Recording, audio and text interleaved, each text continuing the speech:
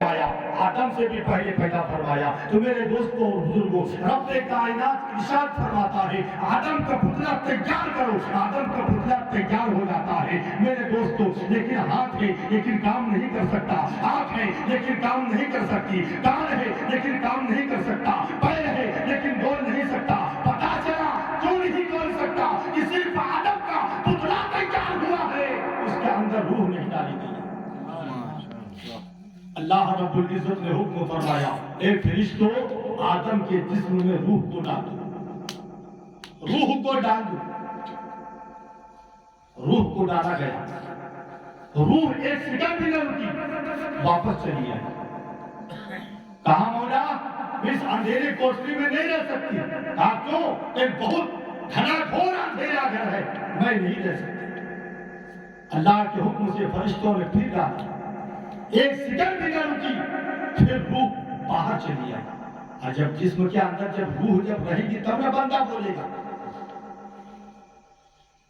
अल्लाह रब्बुल इज्जत फिर हुक्म फरमाया, रूह डालो। रूह डाल दी गई, एक सेकंड भी न रुकी।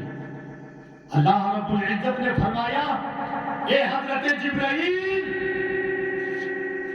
हजरत आदम के पुतले के अंदर, जिस्म के अंदर ये रूह अकेले नहीं रहेगी, बल्कि रूह को डालने से पहले नूरे मोहम्मदी को डाल। अभी तो रूह एक सेकंड नहीं रुक रही थी, लेकिन जैसे ही हजरत आदम के जिस्म में नूरे मोहम्मदी को डाला गया, हजरत आदम का सीना उजाला हो गया, हजरत आदम का सीना रोशनी हो गया। पता चला कि जब उजाला हो गया तो हजरत जिब्राइल अमीन ने जब रूह को डाल दिया तो रूह बाहर निकलने का नाम नहीं लिया। हजरत जिब्राइल ने फरमाया, ए रूह बाहर निकल। तो रूह जवाब देती, ए बुलबुले सिदरा,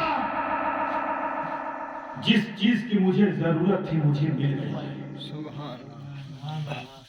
जो दिल में अंधेरा था, घनघोर था, आज वो उजाला हो गया है। तो पता चला कि नूरे मोहम्मदी से हमारे और आपकी वजूद हो गई।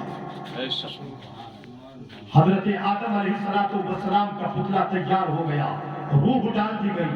पता चला, रब ने फरमाया, हे फरिश्तों, हे मलाइका, मेरा खलीफा बन के तैयार हो गया है, हजरत खलीफा को सजदा करो, हजरत आदम को सजदा करो। तमाम फरिश्ते हजरत आदम की बारगाह में झुक गए, हजरत आदम की बारगाह में झुक गए। तो झुकने से मुराद समझ में आया आप लोगों को? आदमा की बारगाह में नहीं झुका, हजरत आदम की बारगाह में नहीं झुका, बल्कि झुका किस लिए कि हजरत आदम के पेशानी में नूरे मोहम्मदी चमक रहा था, नूरे मोहम्मदी चमक रहा था। तमाम फरिश्ते झुक गए सिवाय इब्लीस के। अतर गया, इब्लीस ने कहा, मैं आग से वो खाक से, मौला यही दिन देखने के लिए तूने मुझे पैदा किया, एक आग होकर के मिट्टी के सामने झुके, मिट्टी को सजदा करे। बोला ऐसा नहीं हो सकता। मौला ने बहुत मौका दिया इब्लीस को कि मेरे आदम खलीफा को सजदा कर ले, लेकिन किसी ने नहीं किया।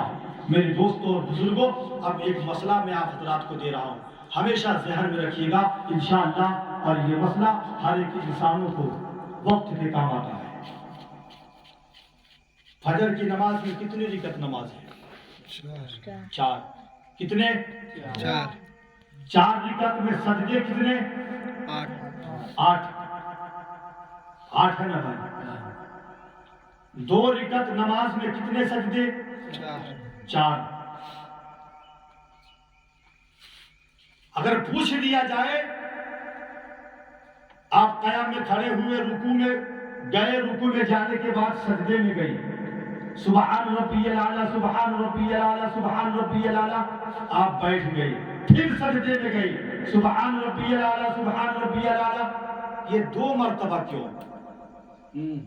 ये 2 मर्तबा क्यों?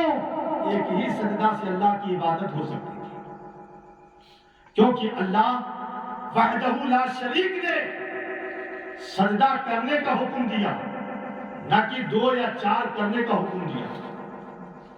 लेकिन फिर भी बंदा ایک رکعت میں 2 بار سجدہ کرتا ہے. کیوں کرتا ہے؟ آؤ حضرت جبرائیل امین سے پوچھتے ہیں. اے جبرائیل امین، رب نے آپ کو حکم دیا کہ آدم کو سجدہ کرو. حضرت اسرائیل، رب نے حکم دیا حضرت آدم کو سجدہ کرو. اے حضرت اسرافیل، رب نے حکم دیا آدم کو سجدہ کرو. اے حضرت میکائیل، رب نے حکم دیا آدم کو سجدہ کرو. تو ایک ہی سجدہ کرنے کے بعد آپ کو رک جانا چاہیے تھا. آپ نے دوبارہ سجدہ کیوں کیا؟ پتا چلا کہ ایک سجدہ جو رب کا حکم تھا وہ حکم الہی تھا. کون تھا؟ حکم الہی تھا. اور دوسرا سجدہ جو فرشتوں نے اپنی مرضی سے کیا وہ شکرن سجدہ کیا تھا. ایک خدا کا حکم اور ایک خدا کا شکر. اسی لیے ہر ایک نمازی ایک رکعت میں 2 سجدہ کرتے ہیں. علم میں آپ لوگوں کا اضافہ ہوا کہ نہیں ہوا؟ ہوا نا بھائی. 60 سال 70 سال 80 سال سے نماز پڑھ رہے ہوں گے لیکن یہ نہیں پتا کہ 2 بار سجدہ کیوں کرتے ہیں. ایک بات اور بتا دے رہا ہوں.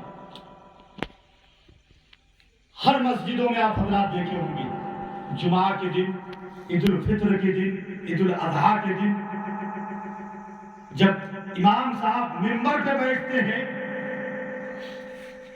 ایک بار پڑھتے ہیں پورا خطبہ، پھر بیٹھ جاتے ہیں اور بیٹھنے کے بعد پھر کھڑے ہوتے ہیں، پھر خطبہ ثانی پڑھتے ہیں.